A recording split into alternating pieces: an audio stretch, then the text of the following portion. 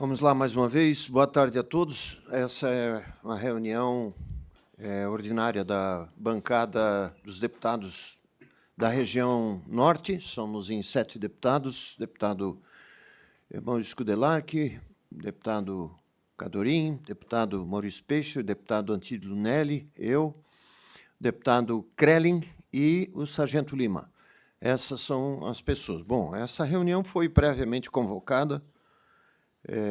Dia 24 era para ter se apresentado por solicitação o ex-senador Paulo Bauer, mas depois ele solicitou para que fosse, nessa data, a exposição sobre o projeto Porto Brasil Sul. Ele, como diretor-presidente da empresa Worldport, e ele vai fazer a apresentação para a bancada, e essa situação é uma das 5 preocupações da bancada norte. A primeira é a Serra Dona Francisca, a segunda é a Costa dos Encantos, a terceira é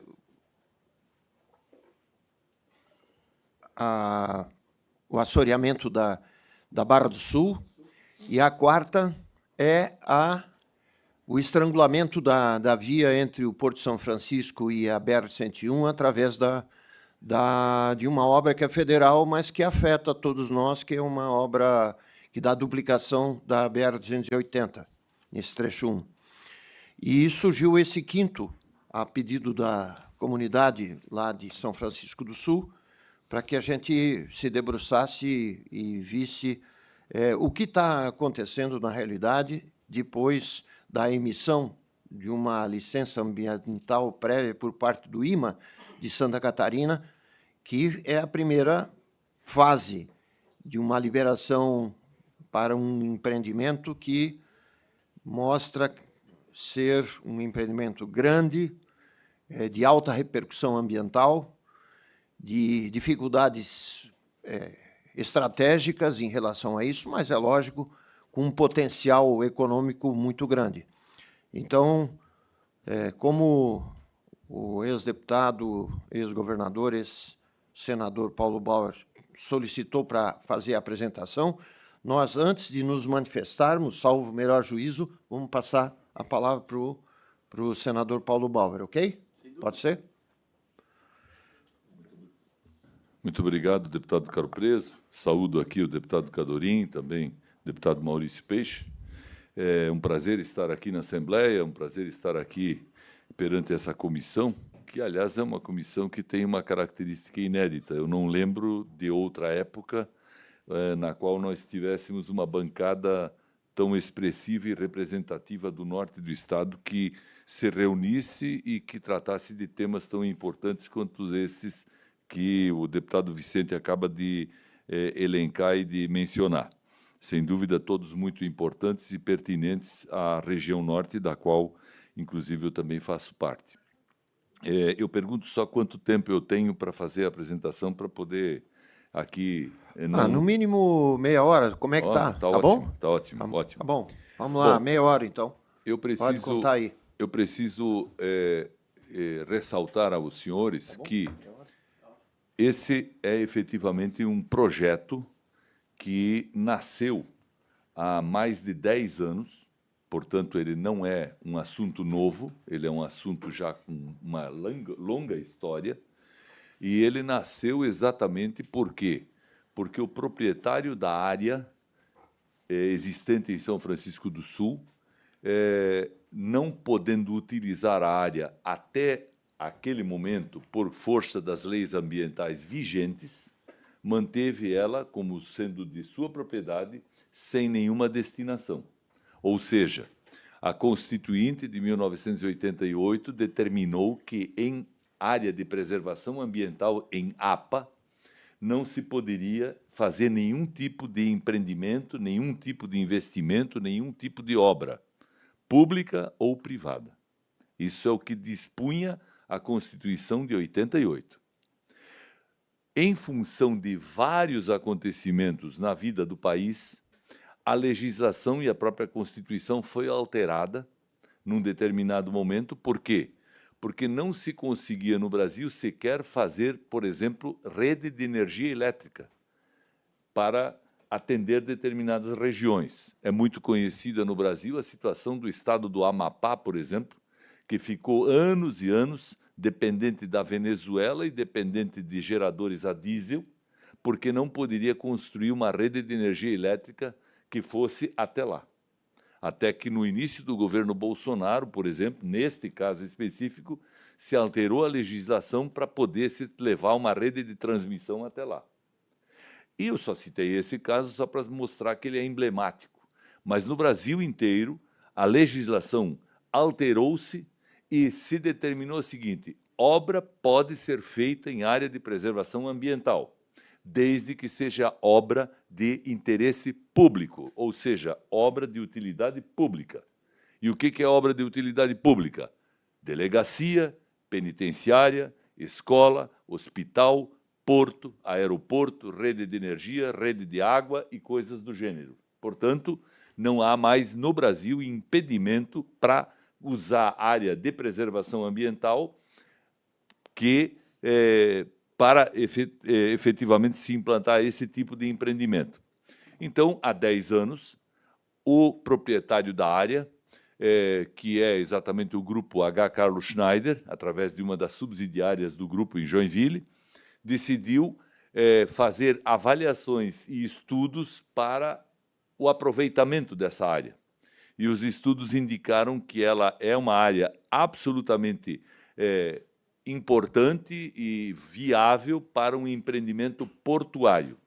São Francisco do Sul é uma cidade com vocação portuária, a condição de tráfego e transporte marítimo é fundamental hoje no mundo, ele cresce de uma forma expressiva.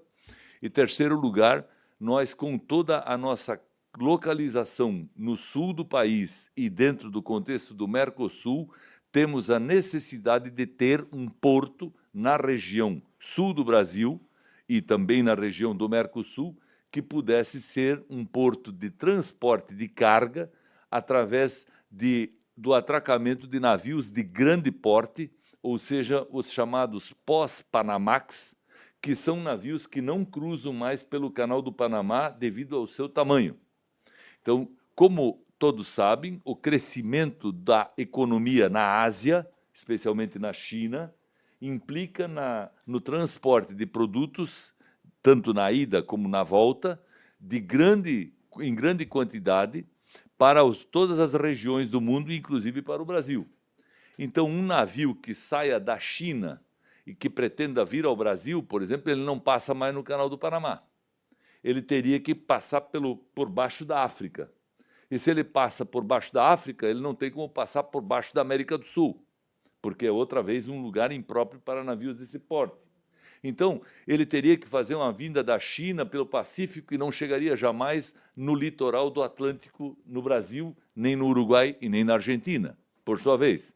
Então, as indicações e os estudos demonstraram que seria altamente e economicamente viável a implantação de um porto marítimo para navios de grande porte exatamente em São Francisco do Sul. E aí vem por quê? Não é porque a área agora poderia ser utilizada em função da mudança da legislação, mas é porque exatamente na localidade do Sumidouro nós temos a área ou lugar de maior profundidade marítima no sul do Brasil. Ou seja, desde o Espírito Santo até o final da América do Sul, o lugar mais profundo que nós temos para instalação de um porto é exatamente a Ponta do Sumidouro, em São Francisco do Sul, onde nós temos uma profundidade que varia entre 17 e 23 metros de profundidade, sem necessidade de fazer dragagem. Não há necessidade de dragagem, porque os navios, hoje os maiores do mundo, eles precisam de uma profundidade ou de um calado, no máximo de 15 metros, 14 metros, coisa desse tipo, poderá chegar a 16. Mas, para que os senhores tenham uma ideia, então, esses grandes navios que iriam daqui para a China ou para a Ásia e de lá para cá, teriam como único porto disponível para a sua operação exatamente um porto que tivesse esse calado como condição técnica de operação. Foi aí que nasceu a ideia do Porto Brasil Sul.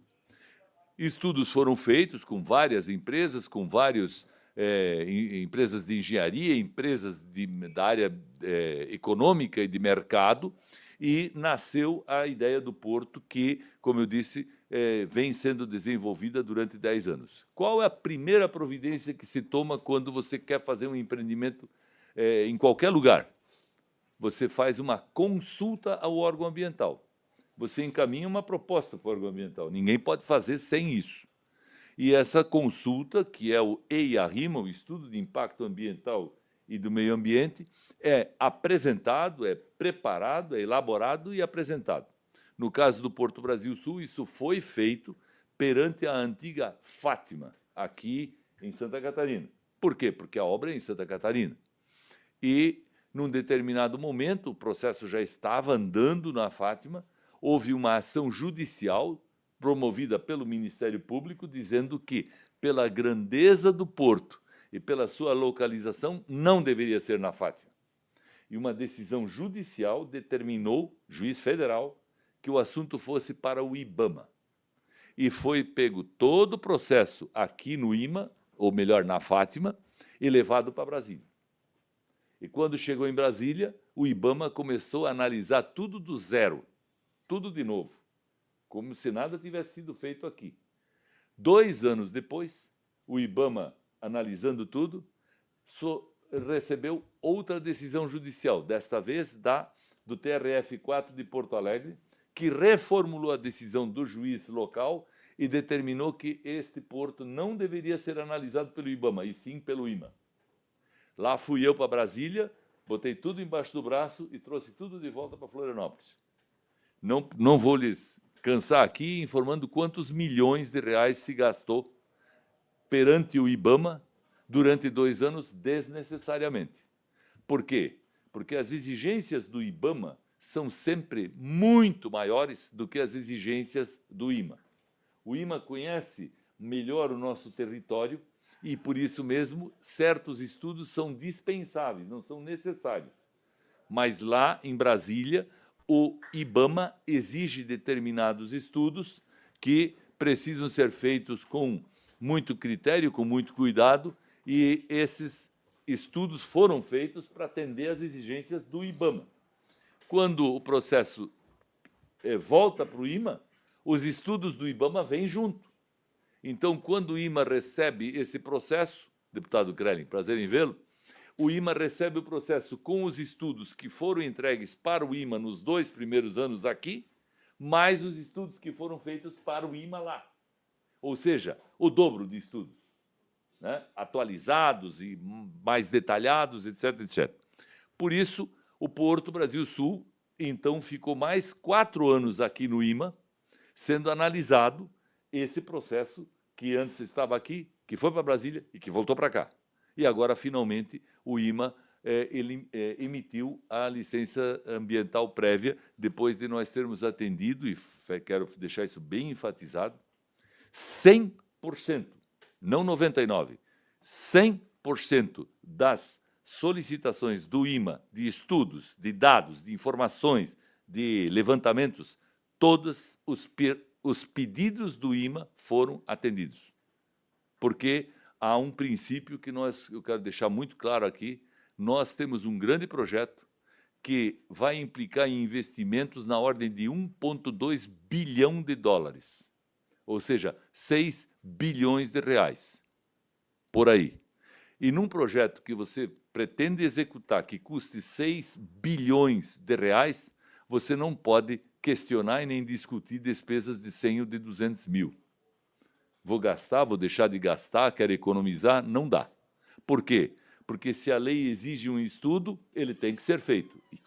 E nós o fizemos. Se, eventualmente, o IMA deixou de pedir alguma coisa, aí é uma questão que que cabe ao IMA explicar. Mas a nós, tudo bom, deputado? Como vai? A nós cabe mencionar e deixar muito claro que 100% dos pedidos e das solicitações feitas pelo IMA foram atendidas. Nenhuma ficou sem cumprimento absoluto e integral. Portanto, já depois de dar essas explicações preliminares, eu queria aqui mencionar e apresentar aos senhores o que é o Porto Brasil Sul, que eu acho que é necessário para se ver a grandeza desse projeto. Então, em primeiro lugar, a gente considera que efetivamente é um porto de grande importância. Eu não sei, é um porto de grande importância para Santa Catarina, evidentemente. É uma solução para o Brasil, que precisa desse transporte em grande escala, e é uma contribuição para o desenvolvimento não só de São Francisco do Sul, mas também do país. É necessário mencionar que a Baía da Babitonga, hoje, ela possui um porto público com 3 berços para atracar 3 navios. Do outro lado da Bahia, nós temos o porto de Itapoá com 2 berços, portanto, temos 5 berços. Ao lado do porto público existe um cais que comporta 2 pequenos navios, principalmente utilizado para as bobinas da Arcelor. Então, serão 7 navios. A Coamo, uma grande empresa de grãos, uma grande cooperativa de grãos, está anunciando a construção de mais um terminal no lado do porto de Itapoá, de 2 navios, portanto, serão 9 navios.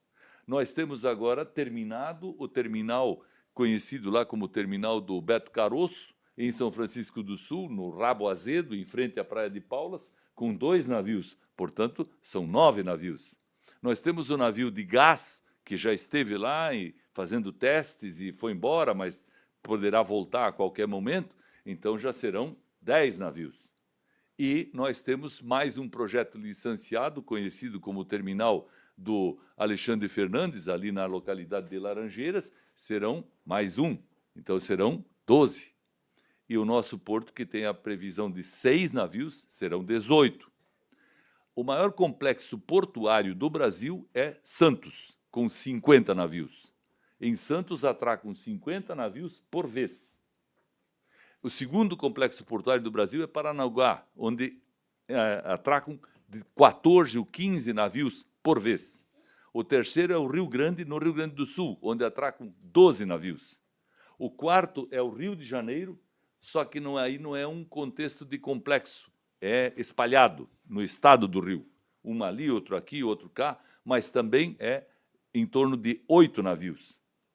Portanto, no dia em que todos esses empreendimentos portuários na Baía da Babitonga e na saída da Baía da Babitonga estiverem concluídos, nós teremos o segundo maior complexo portuário do Brasil, à frente, inclusive, de Paranaguá.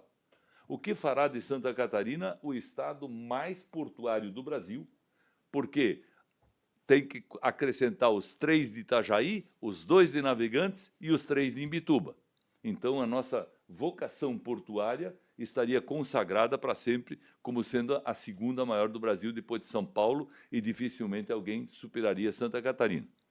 Bom, então, essas frases, essas informações sobre ser mais um porto em Santa Catarina é importante, ser uma solução para o Brasil, obviamente que é, e desenvolvimento para São Francisco também. Nesse outro mapa aqui, mostra-se dentro da Baía da Babitonga a localização de cada porto, e é importante eu ressaltar aqui o seguinte: o único que não está dentro da Baía da Babitonga é o Porto Brasil Sul. Está fora, como os senhores podem ver. Ele está na desembocadura, mas não está dentro.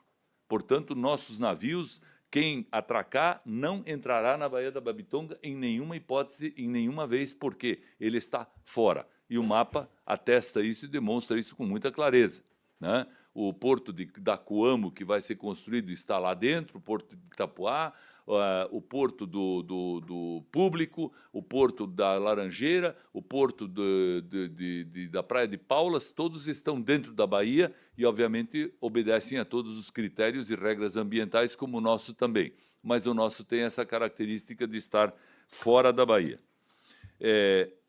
A importância do setor portuário na economia brasileira, é importante mencionar, significa hoje 95% do comércio exterior do país. Gera emprego, arrecadação de tributos e atingiu, no ano passado, 1,4 bilhão de toneladas movimentadas. Então, só no ano passado, deputado Cadorim, nós crescemos 6% no volume de cargas no Brasil.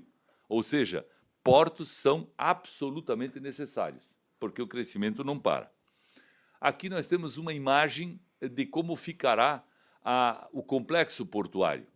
Notem que aqui embaixo, nessa imagem, o primeiro navio sozinho ali é um navio de gás. Ele está bem perto já da Praia do Capri. O nosso já está mais além.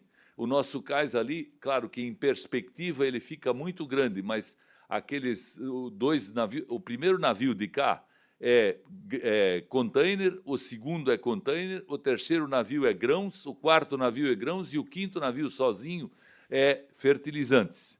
Então, são essas as características. E dentro do complexo portuário, vale mencionar, aqui, onde é que está essa... Como sempre, né? Pronto, Deus, ele não está funcionando aqui, não. Ele vai aqui, mas ela não pega. Não aparece lá, vou ter que ir falando mesmo. Dentro desse desenho que tem ali, dá para ver que tem aquela parte ali, as duas partes que parecem meio isoladas, são áreas para estacionamento de veículos. Por que ali é estacionamento de veículo? Porque ali já é, onde tem o riozinho, já é área de mangue. E como a gente não pode botar muito peso em áreas próximas de mangue, porque você afunda a terra e o mangue sobe e seca, então, nessas áreas ali, será feito um pátio para estacionamento de veículos, porque esse porto também se prestará para transporte de carga de veículos, naqueles navios chamados ro-ro, que tem aquela tampa atrás de embarque e desembarque. Depois dessa área, vocês veem todo aquele colorido ali, é a área de containers. São os containers que vão, obviamente, demandar um navio. Mais à frente tem aqueles quatro armazéns, que são armazéns de grãos, e um pouco à frente seria o armazém de fertilizante. Com um detalhe, o trem que vai entrar por aquela rua perpendicular à Rua do Capri, ele entra no porto e não para de andar.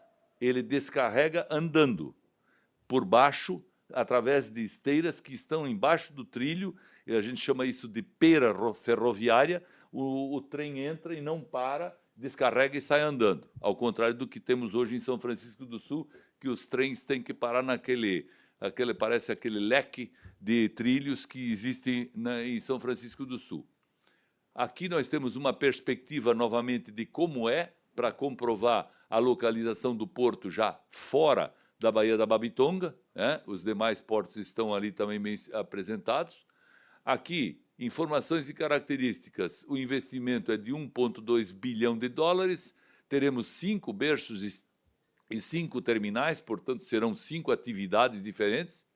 O acesso rodoferroviário dedicado, ou seja, precisa ferrovia e precisa rodovia para o porto funcionar, 1,1 milhão de metros quadrados de terminais e áreas comuns. Aí peço que os senhores tenham muita atenção para uma informação. O tamanho do terreno que nós temos para o uso para a implantação do porto é 2,5 milhão de metros quadrados. 1,7 milhão de metros quadrados de área privada e o restante de área de marinha, que não tem titular hoje, mas já tem requerimento nosso para que seja cedido para o projeto. Claro que pagaremos as taxas correspondentes. Dos 2,5 milhão de metros, deputado Maurício, 1,1 milhão será obra e 1,4 milhão será preservação ambiental. Exatamente como existe hoje na Arcelor, que tem sua fábrica, sua unidade lá em São Francisco do Sul implantada e tem 400 mil metros quadrados de área de preservação ambiental no entorno da siderúrgica, da indústria. Será, portanto, uma RPPN, ou seja, uma reserva de proteção ambiental privada. Detalhe, única no Brasil e única na América do Sul com essa característica. Totalmente preservada e privada. Para quê? Para manter o meio ambiente protegido e atendido. A movimentação do porto será de 20 milhões de toneladas ano, a profundidade média da área portuária é de 18 metros, atenderá navios pós-Panamax e o Mega Container Ships.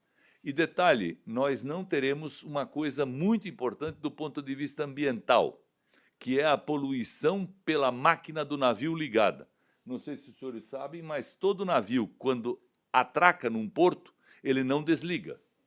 Ele mantém a máquina girando por dois motivos. Ele precisa de energia para manter todo o seu funcionamento interno e ele também precisa de energia para manter aquecido o combustível que ele carrega nos seus porões. Porque o navio ele não tem combustível como nós conhecemos óleo diesel, ele tem uma coisa chamada bunker como combustível. E o bunker é o óleo mais grosso que existe dentre todos os derivados do petróleo. E se você deixa ele esfriar, ele endurece. Então o navio ele não para de funcionar nenhuma vez em qualquer porto do Brasil ou do mundo, a não ser que ele tenha ligação elétrica. Então, o nosso projeto prevê uma rede de energia da Celesc até o porto. Quando o navio atraca, desliga o motor do navio e liga na Celesc. Para quê? Para poupar o meio ambiente de CO2 e para nós não termos a possibilidade de mais poluição. Então, haverá menos poluição, só para dar um exemplo de projeto moderno portuário. Em São Francisco do Sul, em 20 anos, nós teremos 7 bilhões de reais de impostos gerados, todos os impostos, todos incluídos. É muito dinheiro em 20 anos. É uma média de 3 bilhões por ano para o Estado, para a União e para o município. Gera 2 mil empregos diretos no período de obras, vai haver uma movimentação de 20 milhões de toneladas ano e geração de 2 mil empregos depois do porto estar completamente implantado e operando. Agora vem uma coisa muito importante, deputado Caro Preso, que é preciso mencionar. Nós temos a BR-280, que está reivindicada para ser duplicada desde o tempo que eu fui deputado estadual e estava sentado nessas cadeiras aqui. Portanto, faz tempo. Dizem que agora vai. Dizem que agora vão licitar os trechos relacionados ao contorno de São Francisco e ao elevado da Escola Técnica Federal. Dizem que vão fazer uma revisão do projeto para que se duplique a 280. Dizem tudo isso e, inclusive, confirmam em audiências que eu mantive com o ministro de Transportes, em visita que o secretário executivo do Ministério dos Transportes fez a São Francisco e à região, em apresentações e conversas que a superintendência do DENIT fez aqui em Santa Catarina. Quer dizer, é um assunto absolutamente vivo, não é um assunto de imprensa, é um assunto que preocupa, que é debatido e discutido diariamente. Então, nós somos obrigados a acreditar que vai ser duplicada. Nós, como empreendedor, como iniciativa privada, não podemos dizer que essa rodovia nunca será duplicada. Nós temos que acreditar nisso. Nós temos que acreditar na classe política, nós temos que acreditar na força do Estado, política do Estado, nós temos que acreditar na decisão do governo federal, porque se nós não acreditarmos nisso, ninguém mais acredita em ninguém e nem em nada. Temos que ter essa convicção de que essa rodovia será duplicada. Aliás, essa duplicação ela é fundamental para o funcionamento do nosso porto, porque nós sabemos que hoje ela está absolutamente congestionada e inviável.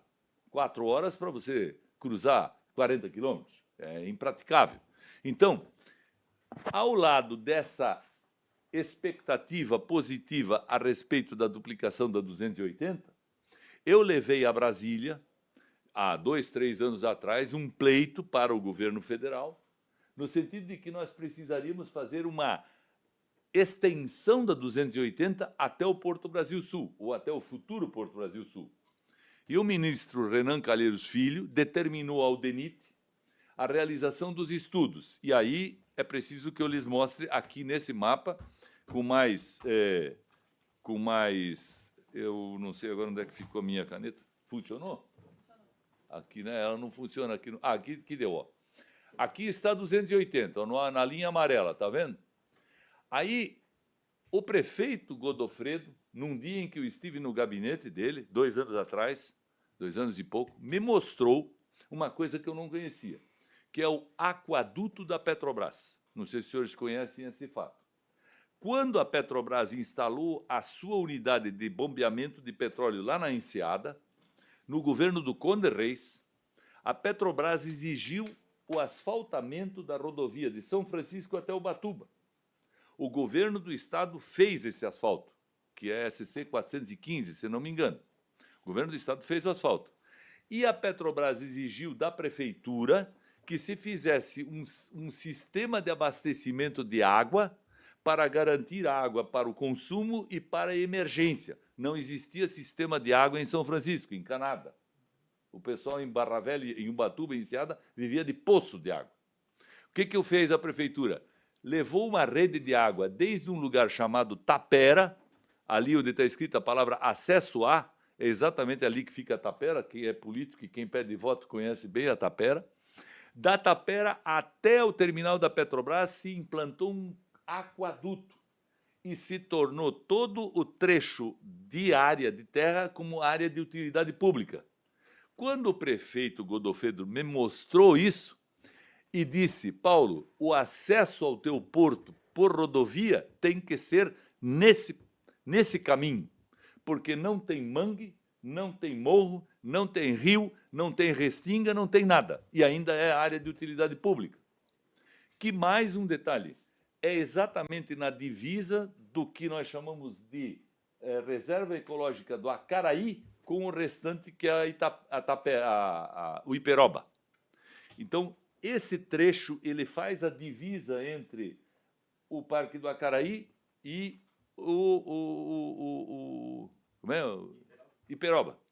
Portanto, eu levei a Brasília essa informação e o Ministério dos Transportes, junto com o DENIT, fez o estudo para que se fizesse esse acesso rodoviário a partir dos fundos da Arcelor, exatamente ali, onde ele está hoje, onde teremos o futuro contorno de São Francisco, vai até a Tapera, da Tapera vai até o terminal da Petrobras, e do terminal da Petrobras até o Porto Brasil Sul fazemos nós. Porque o governo federal não vai fazer uma obra de rodoviária para atender um porto privado. Ele faz uma obra federal para atender um terminal da Petrobras, mas para atender um porto privado, não. Então, ele leva até o terminal da Petrobras e do terminal da Petrobras até nós, que seria o trecho C, esse nós fazemos. Está exemplificado aqui, ó. São 8 quilômetros mais 3, praticamente, no primeiro pedaço, vermelho, mais azul, e depois a área branca seria o acesso que iria até o Porto Brasil Sul, lá no Capri, ou lá no Sumidouro. Por trás, passando por trás de Ubatuba, por trás de Itaguaçu e chegando lá com certa tranquilidade e facilidade até.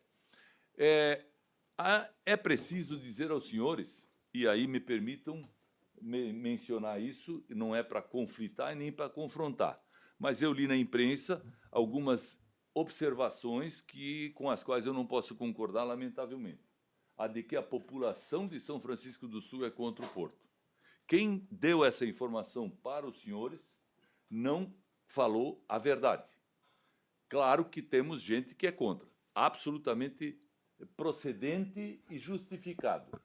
Nós não temos a pretensão de descumprir lei e de desrespeitar quem pensa o contrário. Pelo contrário. Eu sempre digo que quem é político só pode ser político se souber entender os dois lados. Se um lado é maioria, outro lado é minoria, isso é irrelevante. O importante é que os dois lados precisam e merecem ser ouvidos. Agora, quando eu assumi a empresa 5 anos atrás, eu realizei uma pesquisa com o Instituto MAPA, aqui de Santa Catarina, que os senhores conhecem. O Instituto MAPA nos deu um resultado. E no ano passado, para confirmar e conferir qual era a situação, nós contratamos a Paraná Pesquisas. E a Paraná Pesquisas os senhores também conhecem como uma empresa de alta credibilidade nacional. Vejam, dentre as perguntas que foram feitas,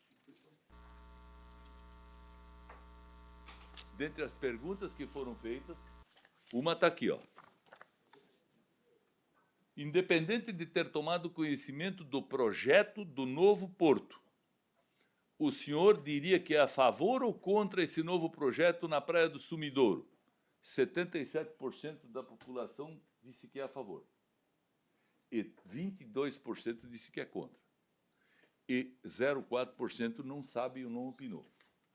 Eu tenho que acreditar na pesquisa que eu contratei, porque eu não ia contratar uma pesquisa para mentir para mim, porque eu teria problemas pela frente. Aqui, obviamente, essa pesquisa ela dá uma série de outras informações, mas eu acho que, para efeito de ganho de tempo e brevidade aqui, essa informação aqui é uma informação que nos dá, e nós vamos contratar em seguida outra pesquisa para ter certeza de que efetivamente é isso. É evidente, deputado Caro Preso, que ONGs ambientalistas, empresas concorrentes e até lideranças comunitárias se manifestam contra o nosso porto, deputado Krellin. Não poderia ser diferente? Uma obra desse tamanho, com esse impacto, com essa grandeza, não deixaria 100% da população a favor. Tem gente que pensa diferente, que quer um outro tipo de vida, que pretende uma outra atenção, uma outra prioridade. É absolutamente natural. Agora, nem de longe dizer que essa é uma obra que tem a maioria da população contra a sua realização. Muito bem. Por fim, eu queria lhes dizer o seguinte, que no histórico que nós temos da obra, vejam lá, 2014 até 2024, são 10 anos. 10 anos que a obra... Depois eu vou deixar uma cópia disso aqui tudo para os senhores, tá? Todo esse trabalho que eu apresentei aqui ficará uma cópia para vocês. Então, está tudo aqui conforme andou, o que foi feito. E eu fico até muito feliz, me permita registrar, que eu não ouvi nenhuma manifestação de nenhum deputado dessa bancada criticando a empresa Worldport. Não ouvi nenhuma palavra. Porque, literalmente, nós não merecemos ser criticados porque nós não fizemos nada de errado. Nós não cometemos nenhuma ilegalidade. Nós não fizemos nenhuma transgressão a nada. Nós apenas apresentamos ao órgão ambiental uma pergunta. Temos uma ideia, você nos deixa fazer? Temos uma ideia, quais são as condições que você impõe para nós realizá-la? É possível ou não é? Ponto. Em todo lugar do Brasil inteiro é assim. O órgão ambiental poderia simplesmente dizer não. Nós iríamos botar a mala no saco e ir para casa. Olhem bem ali um detalhe importante. A Agência Nacional, em 2023, aprovou a emissão da Declaração de Utilidade Pública. Portanto, aquela condição que eu falei há pouco, de que obras só podem ser feitas em área de preservação ambiental se houver utilidade pública, está contemplado. O ato ainda não foi assinado, mas ele será assinado tão logo a ANTAC libere para isso acontecer. Como os senhores sabem, a burocracia estatal sempre é um calvário, é uma dificuldade. E quando alguém diz assim, mas esse porto está demorando muito, deve ter alguma coisa irregular, eu vou lhes contar uma pequena história. Eu era secretário da Educação do governador Wilson Kleinbin, 1990. Eu fui convidado pelo governador Kleinbin, como deputado federal na época, a ir à agronômica um dia à noite, uma quarta-feira. E lá estava o governador Kleinbin, o seu assessor chamado Lauro Pruner, o secretário de Fazenda chamado Fernando Marcondes de Matos e o Batistella de Lages. E o Batistella abriu na mesa de jantar da Casa da Agronômica, que os senhores conhecem, mais ou menos uns 12 rolos de mapa, porque na época não tinha laptop nem notebook. Ele abriu 12 rolos e mostrou para nós o Porto de Itapoá, que ele ia construir. 1990, deputado Sargento Lima. 1991, para ser mais preciso. Esse porto foi inaugurado pelo governador Luiz Henrique da Silveira no segundo mandato do Luiz Henrique, 15 anos depois. Portanto, porto é demorado. Sempre foi. E não vai ser diferente no nosso. E eu preciso lhes esclarecer o seguinte, se nós estamos falando de LAP hoje, nós estamos falando de uma coisa que vai ser porto daqui a 5, 6, 7 anos, não antes. Não há condição técnica e não há condição econômica nem legal para se fazer antes. Também temos que reconhecer o seguinte, tem que ter estrada, tem que ter ferrovia. E se não tiver estrada, não tem porto. Mas nós vamos ter que esperar o governo federal fazer a estrada para depois falar do porto? Não, nós podemos ter o processo andando, fazer o projeto, fazer os estudos, fazer tudo, e na hora que o governo federal disser pronto, fez, licita, lança a ordem de serviço, nós podemos começar as obras. Ou nós também podemos fazer diferente, nós podemos começar o porto, fazer ele operar sem estrada. Aí alguém vai dizer, mas como assim? Nós não precisamos ter containers vindo pela estrada, porque, como eu lhes disse, esse é um porto para carga de navio mega. E ele pode ser o que nós chamamos na terminologia portuária de hub. Pode o navio cargueiro chinês chegar a descarregar e os navios pequenos carregarem para transportar pela América do Sul sem precisar um único caminhão rodar em uma única estrada do norte de Santa Catarina. Ou nós poderemos ter o ramal ferroviário estendido, o trem que existe hoje, e fazer as cargas de grãos ou coisa parecida chegar lá só de trem e não de caminhão. Então, tudo isso são coisas que temos pela frente para discutir, para ver, para analisar, a partir da entrega da licença ambiental. Sem licença ambiental prévia, não se falaria do assunto. Eu não estaria aqui, nós não teríamos que falar do assunto, não teríamos que nos preocupar. Então, dito isso, deputado Caro Preso, eu penso ter dado uma visão geral do que nós temos e do que a gente está hoje tratando em termos de porto. E eu vou pedir, se eu conseguir um copinho d'água, eu fico muito feliz. Se alguém puder me dar, por favor. Muito obrigado. Obrigado, Paulo. Obrigado, senador. Obrigado, governador. Obrigado, deputado, pela explicação do empreendimento pretendido. Eu passo agora a palavra ao deputado Sargento Lima para que faça suas colocações. Por favor. Muito boa tarde, presidente. Boa tarde, demais deputados, aqueles que nos acompanham aqui. Dar as boas-vindas ao senhor mais uma vez nessa casa. Tá? Que bom que atendeste o pedido dessa comissão. Obrigado. Né? E é no entrechoque de ideias que a gente constrói o nosso futuro. Eu tenho plena convicção disso, do respeito de cada uma das partes. Nós levantamos alguns pontos ali interessantes ali durante a fala do senhor. Um deles, do que faz menção de uma conversa com o ministro Renan Filho sobre a possibilidade de ser feita ali a duplicação do trecho 1 da 280. Nós acabamos de levar um calote do Renan Filho aqui em Santa Catarina, no Morro dos Cavalos. Ele prometeu uma coisa e não fez aquilo que era acordado. Isso sim. Eu não creio que haja capacidade para esse governo que foi acordado aí. Isso é uma constatação minha, lógico, né?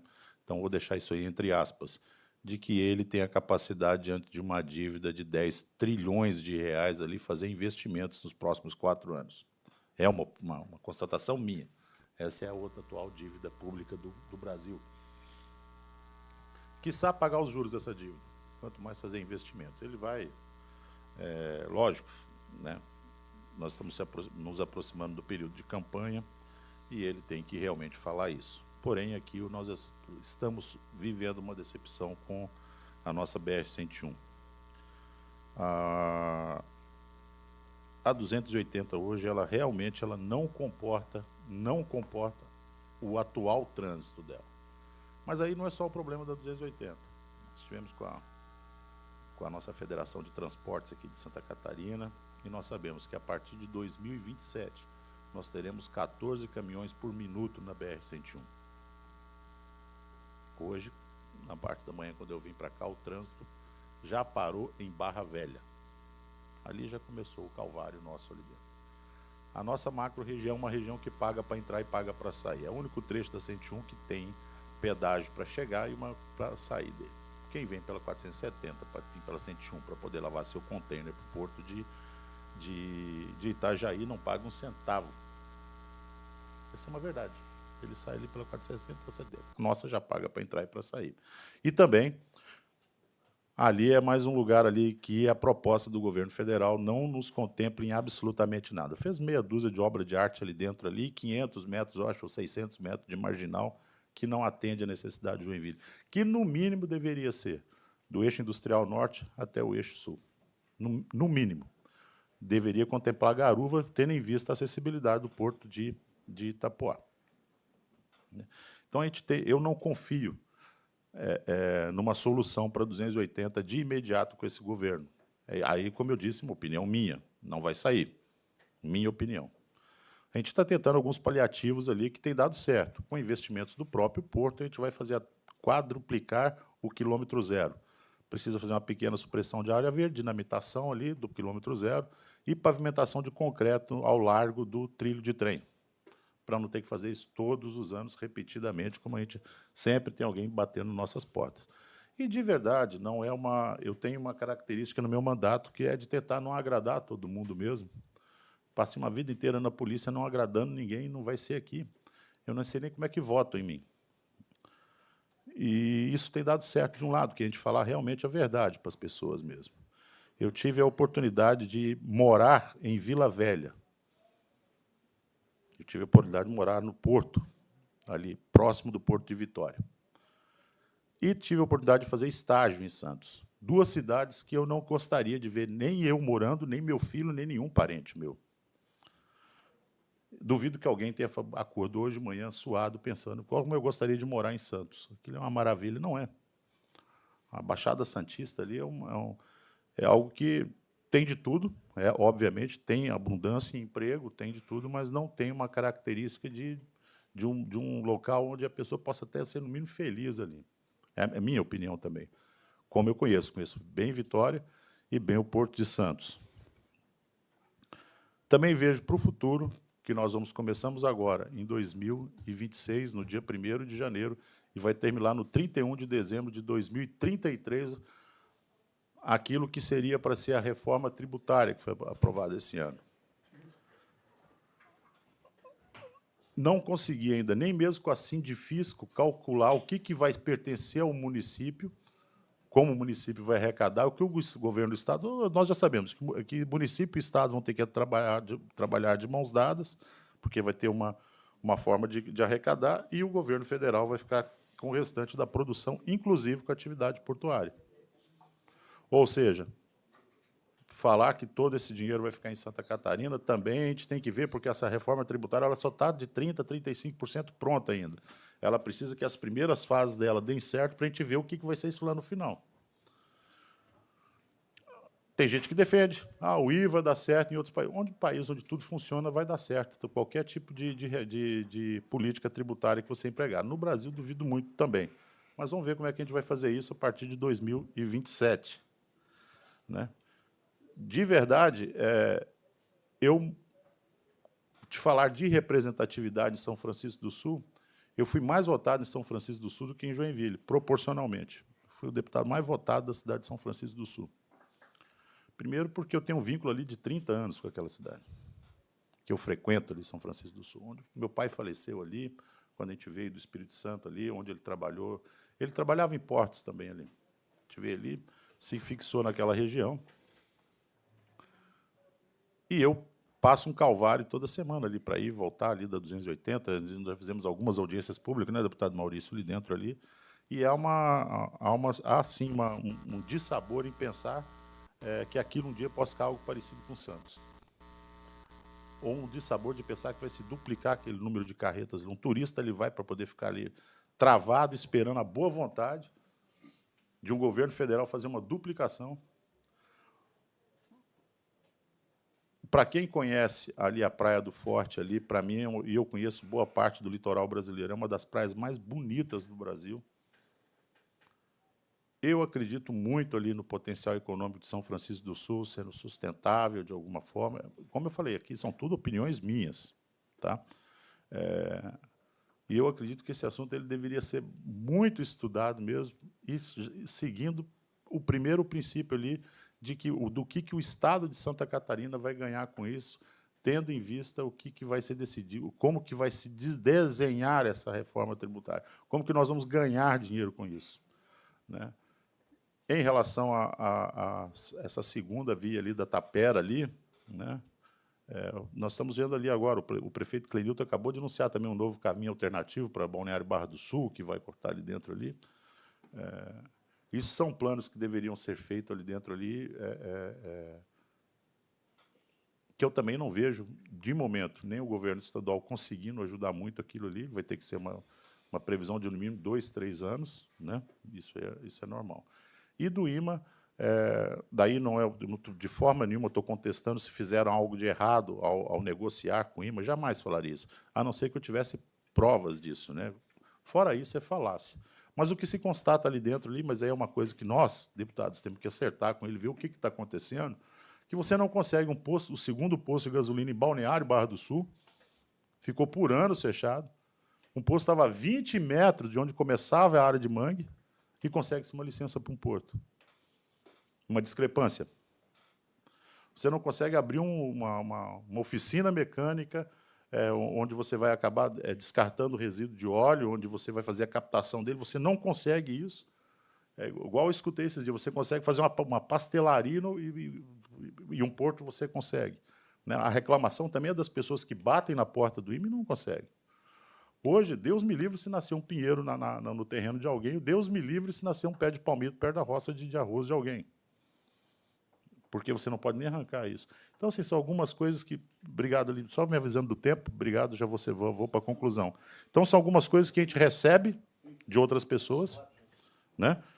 Principalmente essa questão da 280 é muito levantada mesmo, é mais discutida do que se pensa. Na minha... Enfim, seria isso aí. Não estou falando que eu já tenho um posicionamento contrário a ele de forma alguma, né? Mas são coisas que precisam ser levadas em consideração. Como eu disse, não desejaria nem para um inimigo meu morar numa cidade portuária. Vamos lá. Eu anotei algumas perguntas. Acho que o deputado Maurício Peixe sugeriu que todo mundo fale e depois ele responda. Talvez as minhas perguntas sejam as mesmas, então a gente vai eliminando. Primeiro, lá no início, senador, o senhor falou que houve uma ida e vinda do IMA, da Fátima para o IBAMA, depois voltou para o IMA. Então, não foi uma questão de indeferimento dessas licenças, foi só indas e vindas de instâncias que tomaram conta do processo. Não chegou a ser indeferido no caminho, é isso?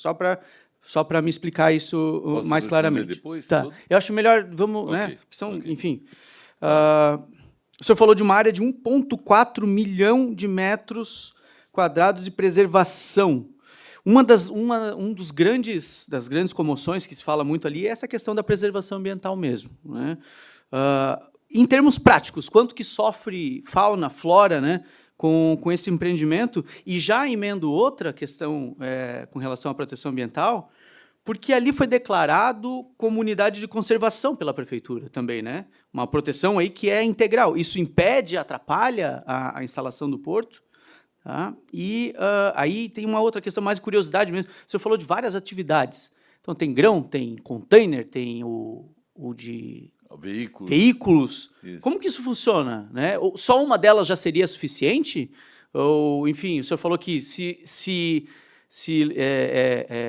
visualizar a questão só do transporte de hub já seria suficiente para a instalação do porto? Enfim, essa é uma questão mais particular minha. Acho que é isso, só para não estender muito aqui as perguntas. Boa. Do Peixe, por favor. Senhor presidente e demais deputados, saúdo nosso sempre ex-senador Paulo Bauer, governador, deputado estadual, deputado federal, e a listagem é grande, né? Esses dias eu estava em Itapuá, encontrei lá o seu Bezen. Agora, eu lembrei lá, seu Bezen, o senhor sabe quem botou energia aqui? Ele disse, eu que trouxe aqui na época o Paulo Bauer, o presidente da Erusk, o teu cunhado Meirinho que me trouxe para cá.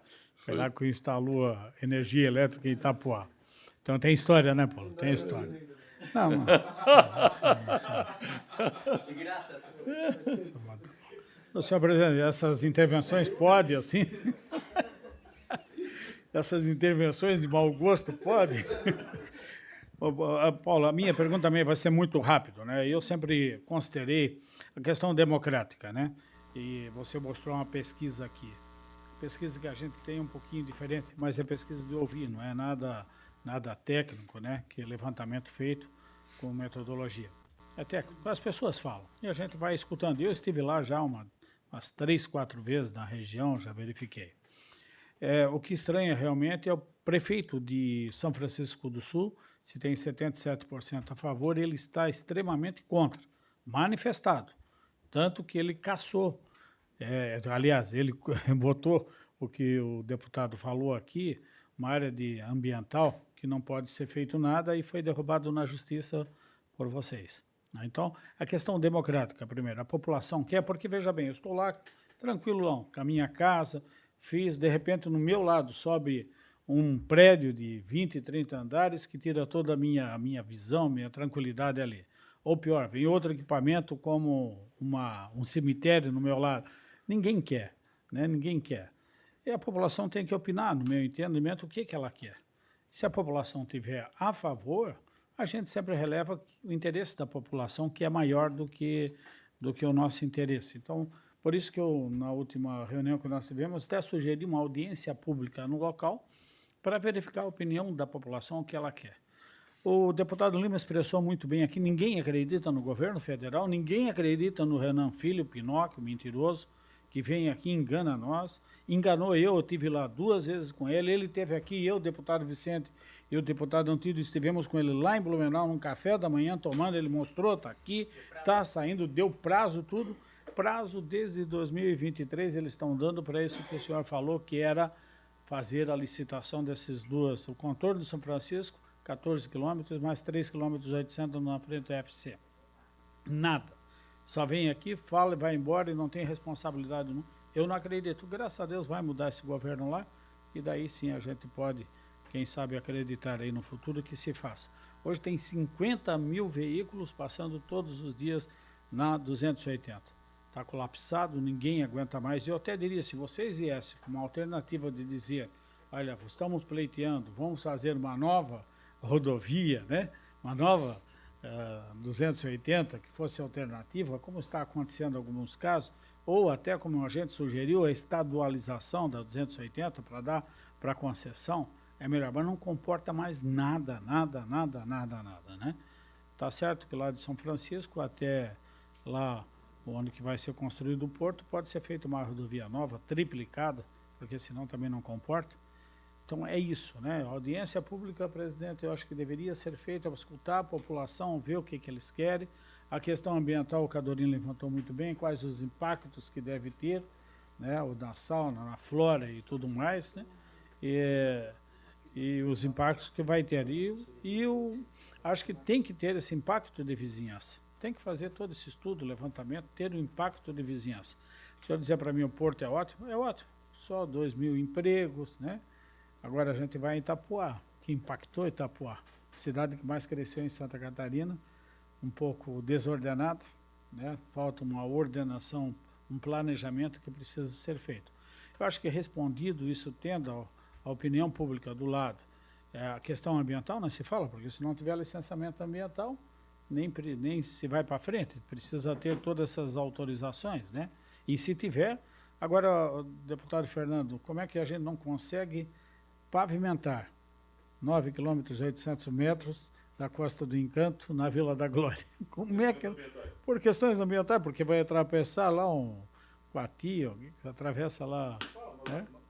Nós pensando na possibilidade de dar nossa emenda de bancada para fazer isso. Né? Não consegue isso, né? Quem sabe, né? Não adianta. Então, são coisas, né, que a gente fica assim impressionado com essas coisas. Eu, sinceramente, acho que o porto é bom, desenvolve, precisa, é necessário. Está lá navios parados por quantos dias, quanto custa um navio parado por dia lá em São Francisco. É necessário. Agora, eu não sei, tem que ver a questão do local. Obrigado, presidente. Deputado Crelli, por favor. Vou ser muito breve, senador Paulo Bauer, todos os amigos deputados, todos presentes. Na verdade é o seguinte, hoje nós temos, né, apresentado uma pesquisa, e a pesquisa foi feita pelo Porto, e a gente entende e respeita, só que a pressão, acho que a pesquisa popular que todos sofrem é a mesma, né? A gente sofre uma pressão, eu na minha rede, no meu WhatsApp, quando visito São Francisco do Sul, a pressão é totalmente, talvez, o inverso ou até maior do que o resultado da pesquisa. E acredito que uma audiência pública seria um caminho para a gente entender todos, desde quem defende e quem é contra o Porto, para a gente entender, para a gente poder agir com razão, com sabedoria, com responsabilidade, e não apenas por pressão, né? Que a gente tenha responsabilidade nisso. Acredito que a empresa está jogando com o regulamento debaixo do braço. Vocês estão jogando dentro da legalidade. Se vocês têm... É a mesma coisa do deputado Maurício, eu tenho uma casa e tem um terreno do meu lado, eu não quero que saia um prédio, eu não quero. Mas se o cara tiver todo regular, o prédio vai sair, né? Então, a gente tem que entender que existe a vontade, a necessidade, a razão e a legalidade.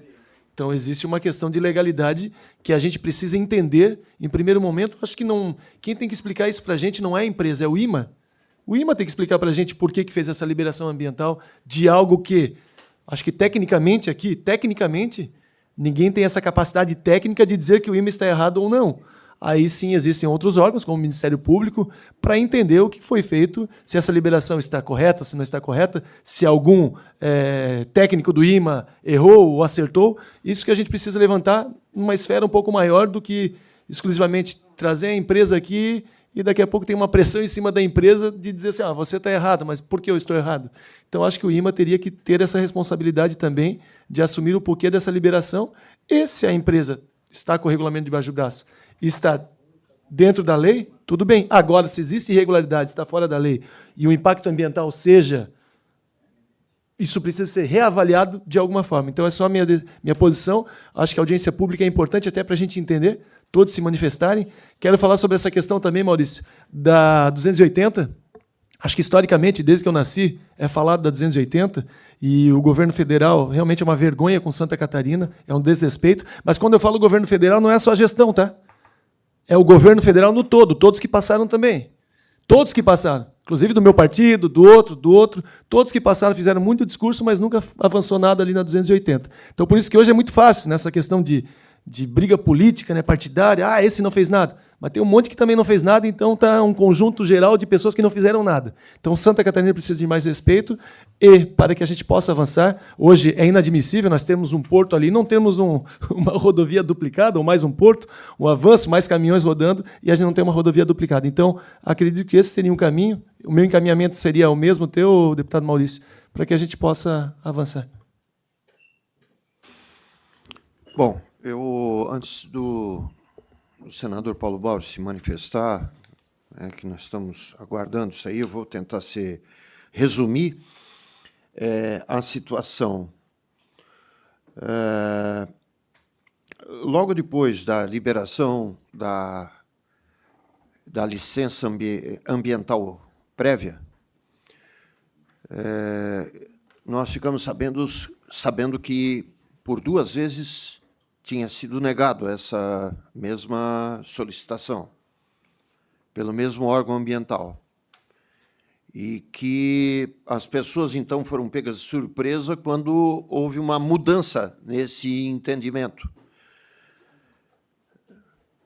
Quando houve essa divulgação da licença ambiental prévia, o prefeito de São Francisco do Sul imediatamente emitiu uma carta, vou parafrasear o governador Jorginho Melo, se ajoelhou no milho para o próprio governador.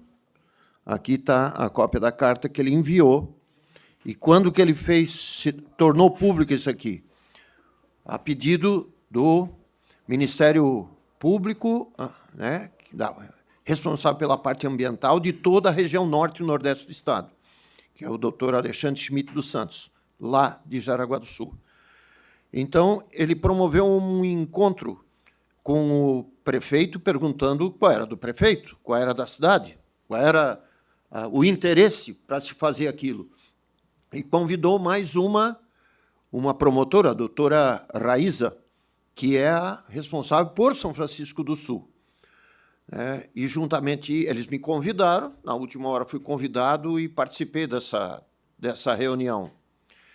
E os dois do Ministério Público ficaram de entrar com uma ação, e entraram, e está na 2ª Vara Civil da Comarca de São Francisco do Sul, o inquérito civil, a respeito dessa licença ambiental prévia, que para ele está, assim, com algumas alterações passíveis de questionamento. Sinceramente, o prefeito aqui está solicitando, e como eu disse, que o Jorginho de vez em quando fala para ajoelhar no milho, ele está pedindo, pelo amor de Deus, para ter respeitado o direito do município de produzir leis de preservação ambiental, coisa que foi proibida pelo Tribunal de Justiça de Santa Catarina.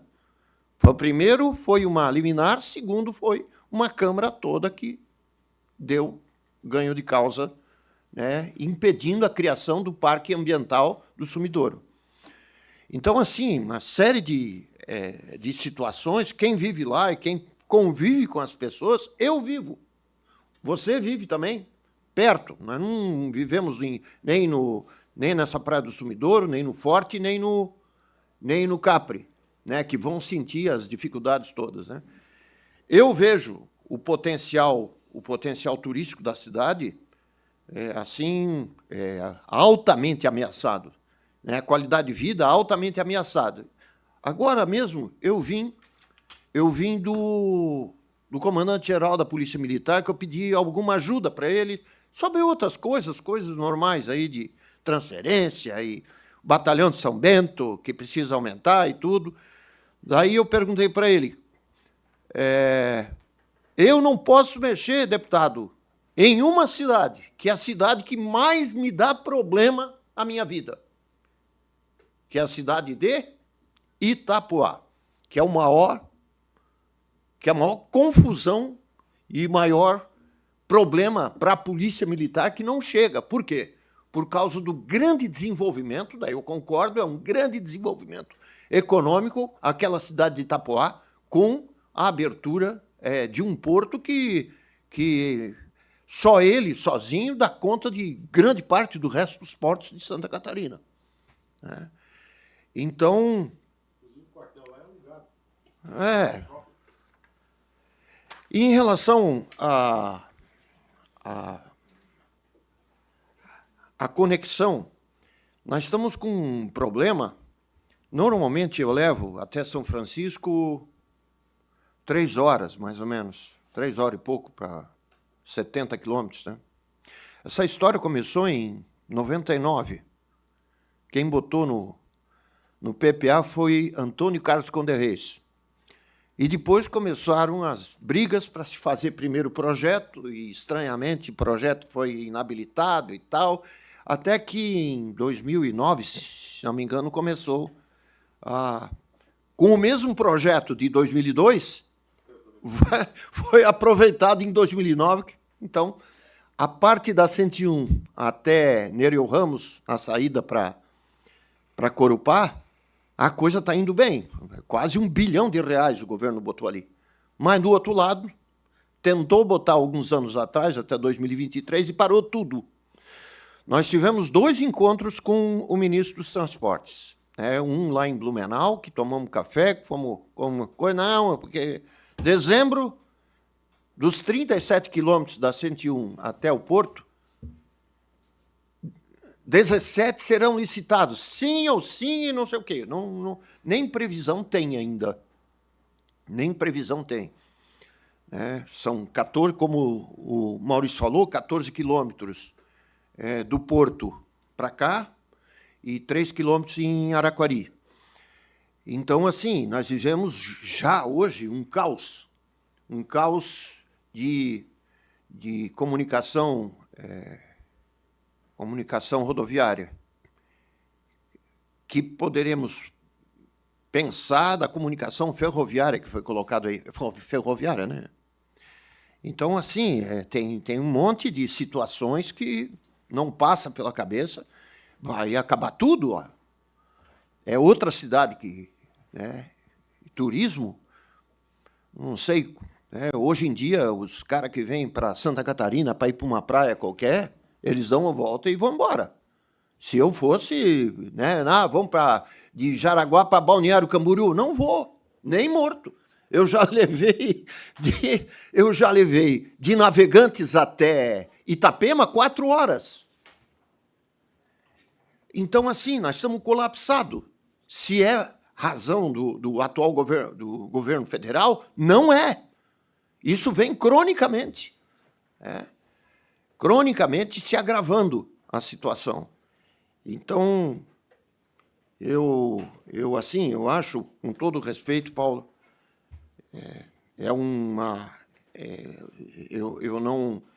eu sei que é um grande investimento que, eventualmente, poderia ser e deve ser, em termos de arrecadação de imposto para a cidade, importante. Mas a que custo? Né? O custo ambiental é irreversível. Isso tem que ficar claro também. Acabou, acabou. Não volta mais. Né? E as condições, como eu falei, de segurança lá é outra coisa, né? É uma situação grave. As condições de transporte que têm que ser feitas. Então eu externo aqui a minha posição, mas como o Paulo falou, o mais importante é dialogar. Né? Nós temos, depois eu vou passar para cada um, a carta do prefeito para o governador. E depois, pedido de informação, vocês lembram? O pedido de informação recebido pelo IMA para essa comissão. E a última informação já não está com a data marcada, mas já foi aprovada na Comissão de Meio Ambiente uma audiência pública para falar sobre esse assunto. Eles estão vendo qual é o dia, a data, vão marcar essa audiência pública lá em São Francisco. Mas o pertinente é a nossa, aqui da bancada do Norte, né? Eu acho que é mais relevante do que a comissão de... Mas é questão de meio ambiente também, ambiental. Né? Nós podemos ser copartícipes disso. Né? E fazer... Depois a gente fala esse negócio. Com a palavra, o deputado Paulo Bauer, ao senador, governador, sei lá como falar. E assim, nós temos 10 minutos até o início da hora do dia. Então, se puder dar uma concentrada e voar, por favor. Vou ser muito breve.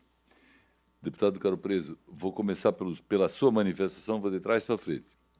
Não foram negadas 2 vezes a licença ambiental.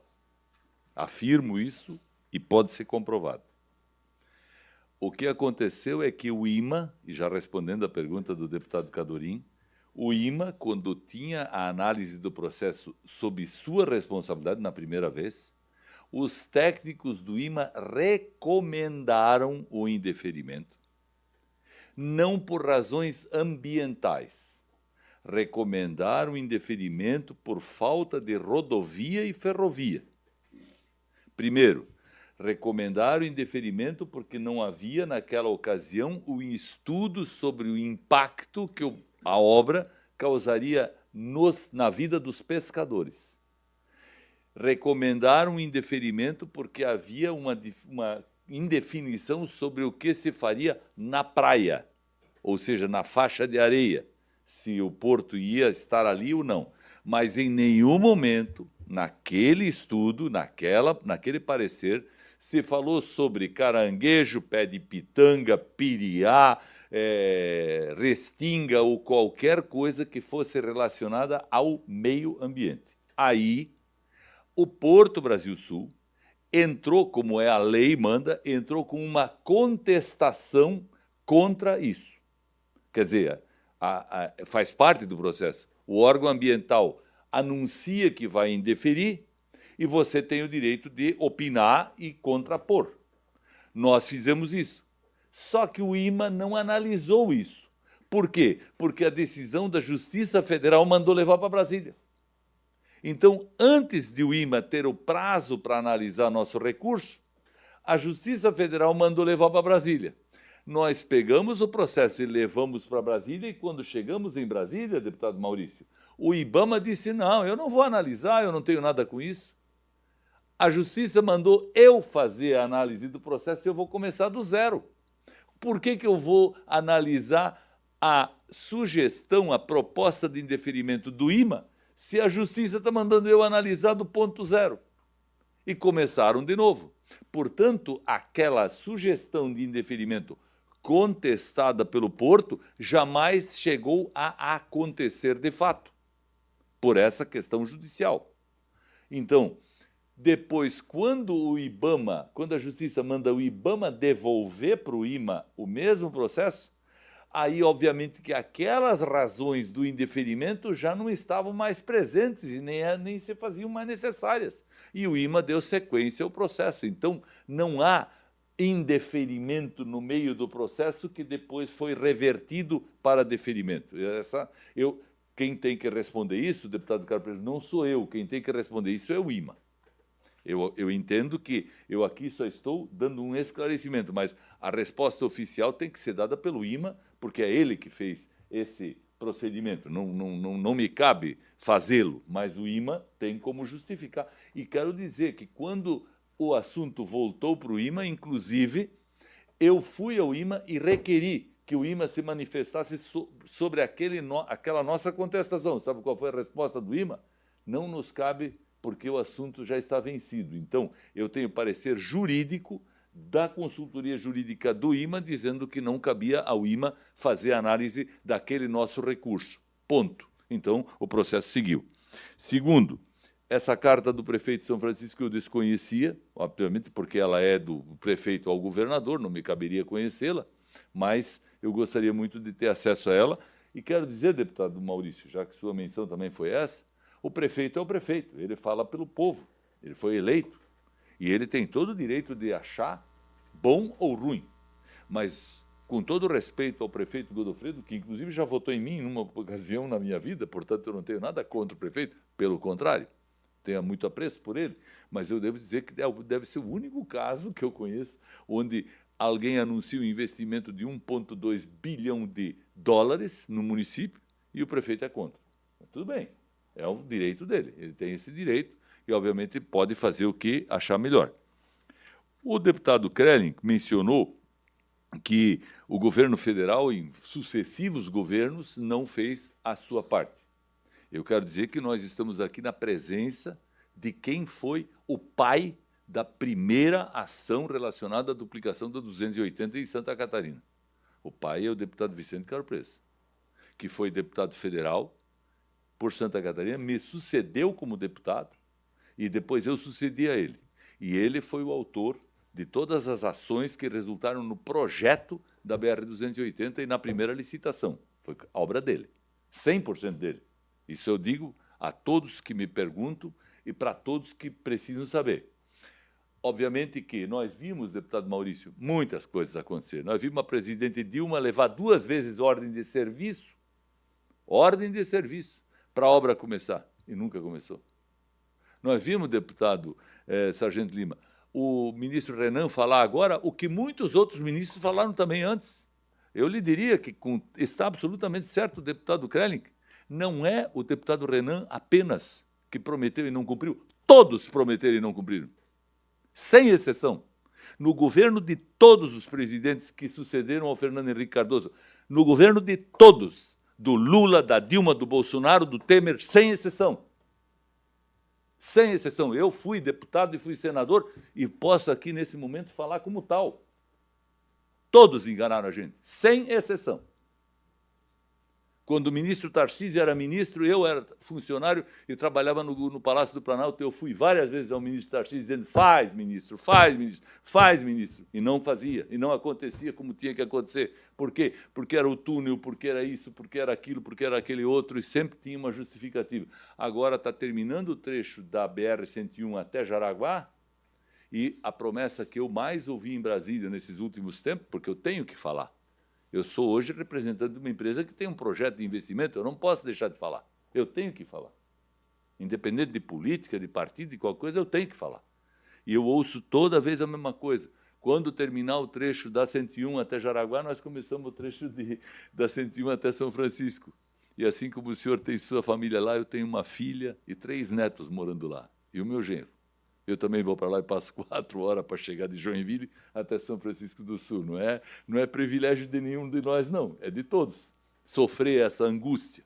Então, eu lhe digo, nós não podemos, por conta dessas questões todas que envolvem a decisão política e a ação pública, ficar de braço cruzado. Nós temos que tocar o barco. E o projeto do Porto não pode esperar a rodovia ficar pronta para daí falarmos do projeto do Porto, ele vai andando simultaneamente. O deputado Krelling também falou sobre o IMA, o que está certo e o que está errado em termos de indeferimento, eu acho que eu respondi, e sobre a audiência pública, é preciso mencionar, nada contra. Se a Assembleia fizer audiência pública, acho que faz muito bem. Mas em 2017, para o conhecimento dos senhores, A maior audiência pública da história de Santa Catarina até hoje foi em São Francisco do Sul. 1.600 pessoas presentes. IMA presente, deputados presentes, governo presente, prefeito presente. Inclusive o prefeito Renato Lobo, na época prefeito, esteve lá e foi contra publicamente. Se manifestou publicamente na audiência pública. Portanto, era o prefeito, era o Renato. Nesse porto. Houve uma audiência pública, deputado Caim, com 1.000, está ali, ó, botei no papel, não é 1.700 pessoas contadas, é 1.700 pessoas nominadas com CPF e nome. E pessoas de São Francisco, não era galera, era legal o negócio. Quem fez a audiência pública não fomos nós, foi o IMA. O IMA fez. Então a audiência pública foi feita. Veja bem, não estou falando que a de hoje não possa ser feita nem deva ser feita. Pelo contrário, pode fazer. Só estou dizendo que houve uma audiência pública lá atrás e a maioria da audiência pública foi a favor do projeto. Então, uma empresa que faz uma audiência pública com 1.700 presentes e tem uma conclusão de que a maioria é a favor do projeto, ela não pode cruzar os braços e ir para casa e perguntar para mais ninguém, né? Porque ela tá sabendo que pode. De lá para cá, ela andou. Agora, se tivesse alguma mudança, seria uma outra coisa. Deputado, Paulo, concluindo. Governador Paulo, senador Paulo, nós temos 1 minuto para acabar por causa da ordem do dia. Sobre a unidade de conservação. O município chama-se Ponte Nova, Minas Gerais. Em Ponte Nova, deputado Maurício, uma empresa privada quis construir uma PCH num rio. O PCH é utilidade pública, federal. O prefeito foi lá e criou uma unidade de conservação naquele rio, naquele lugar. A justiça foi acionada em primeira, segunda, terceira e quarta instância. E no Supremo Tribunal Federal, por unanimidade, o Supremo Tribunal Federal decidiu que aquele decreto do prefeito não era legal, porque ele não podia decretar unidade de conservação numa área que é onde tem um projeto de utilidade pública federal. Quando o prefeito de São Francisco decidiu criar a unidade de conservação em São Francisco do Sul, no Sumidouro, nos coube apenas uma coisa: entrar para a Justiça e questionar o ato do prefeito com base no que a Justiça fez com Minas Gerais. E o que a Justiça de Santa Catarina fez? Não fez nada. Vou usar as palavras do desembargador Blasi na comissão. Ele disse: esse é um processo onde nós só precisamos fazer uma coisa, não precisamos julgar nada, a gente só escreve, no lugar de São Francisco do Sul, a gente escreve Ponte Nova, e no lugar de Porto Brasil Sul, a gente escreve PCH. É o mesmo caso, exatamente o mesmo. Então, não houve, da parte nossa, nenhuma ação que fosse contrária à decisão do prefeito, apenas uma ação no sentido de que a lei seja cumprida e seja praticada. Por bem, uma informação ao deputado Cadorim: 1,4 milhão de metros quadrados ficarão preservados como área de proteção ambiental privada, ou seja, cuidada, cercada, mantida pela iniciativa privada. E 1,1 milhão será área utilizada. Detalhe, pouca gente sabe disso. E vai ter a compensação, que é a exigência da legislação. Além do que, o que nós atacamos de áreas de mangue, por exemplo, que vai haver um prejuízo, sem dúvida, nós estamos cedendo lá na região da Baía da Babitonga 50 hectares de mangue para serem área de preservação ambiental perpétua, não permanente, perpétua, para compensar a área de mangue que a gente está danificando. Portanto, deputado Sargento Lima, pela decisão do IMA, nós teremos que plantar 2.540.000 mudas de árvores em algum lugar. 2.540.000 árvores, e vamos ter que cuidar dessas árvores por 10 anos para ela ficar grande, para compensar aquilo que a gente causa de dano ambiental. Então, deputado Carlos Preso, o IMA tem que dizer o que ele quer e o que nós somos obrigados a fazer. E se ele mandar, nós temos que fazer. Nós não podemos deixar de fazer, senão não sai o projeto. Essa é uma regra. Então, nós estamos hoje, sem dúvida nenhuma, diante desse fato, dessa situação, pedindo a compreensão dos senhores e, obviamente, nos colocando à disposição para qualquer informação adicional que for preciso. presente. Agradecendo a oportunidade. Você quer Para concluir, Eu quero 15 segundos também. 15 segundos? Tá bom. 10 segundos? Vamos. primeiro, nós tivemos aí, no período do governo Bolsonaro, eu fui o deputado que agendou uma visita com o ministro Tarcísio. Inclusive, nessa oportunidade, levei o então presidente da Câmara, o vereador Maurício Peixe, e o prefeito de Joinville, Adriano Silva. Essa agenda foi feita por mim. Nós conversamos, eu tenho o telefone do Tarcísio aqui, é meu amigo, converso com ele. Meu também. E ali dentro foi falado assim, ó, pós-período pandêmico. Ele falou, nós não temos condições. Foi a resposta dele numa reunião, onde estava o adjunto, todos os secretários estavam ali junto ali. Falou, não, período pós-pandêmico, nós não temos condições de mexer. Então, assim, quando se trata... Eu sempre corrijo aquilo que eu considero injusto. O governo passou um período pandêmico e no pós-pandêmico nós somos na reunião, quem fez a agenda fui eu ainda para isso. Segundo, nós temos um posicionamento local, regional ali, que é assim, olha, norte do estado é a oficina de Santa Catarina. Ali você pode fazer a expansão que teve em Araquari, você pode fazer loteamentos ali dentro, ali, que não tem não foi feita uma construção ali de vias que possam dar acesso secundário para aqueles loteamentos. Não foi cobrado isso deles. Eles utilizam uma rodovia federal como via de acesso para loteamentos, para poder ter toda aquela expansão industrial. Quer dizer, o norte do estado é porto, é empresa, e se alguém que fatura dinheiro ali, aí tem um litoral, quem quer viver num lugar bonito, que vá para Governador Celso Ramos, Balneário Camboriú, Bombinha, e o norte do estado se transformar num grande porto circulado de indústrias em volta. Não é justo com o norte do estado ali, mais uma vez. É um posicionamento meu, pessoal. Tá? Era só isso. Cadorim, depois eu vou encerrar.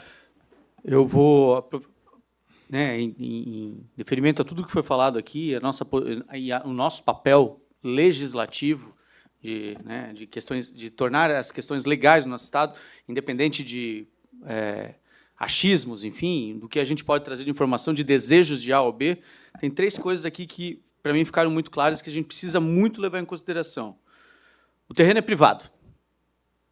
As licenças e compensações ambientais vão ter que ser feitas e não vão ser poucas, caso seja tudo aprovado para ser feito. Inclusive, isso autorizado pelo órgão do Estado, né? E a questão da solução logística é um outro ponto muito, muito claro da necessidade de compensação também pelo próprio empreendimento, seja ele só usado como hub, ou seja, pela questão ferroviária ou pelo novo traçado de rodovia. Então, são essas 3 questões aqui que eu acho que a gente precisa levar muito em consideração. O terreno é privado, ele tem a liberação para fazer e ele está se comprometendo a fazer as questões de compensação, não só ambientais, como logísticas também. Fora isso, é uma questão de comoção social que a gente precisa relevar ou não, baseado no nosso papel aqui como legislador. Eu agradeço a presença dos deputados e agradeço a presença do senador Paulo Bauer por enriquecer o debate aí, para esclarecer vários pontos importantes do projeto. E seguiremos debatendo esse problema intensamente e vamos ouvir tanto o lado da justiça quanto do próprio órgão ambiental para uma obra que envolve a vida de tantas pessoas e tantos milhões de reais de economia ao mesmo tempo. Tá bom? Okay. Então, um abraço, muito obrigado a todos. Obrigado.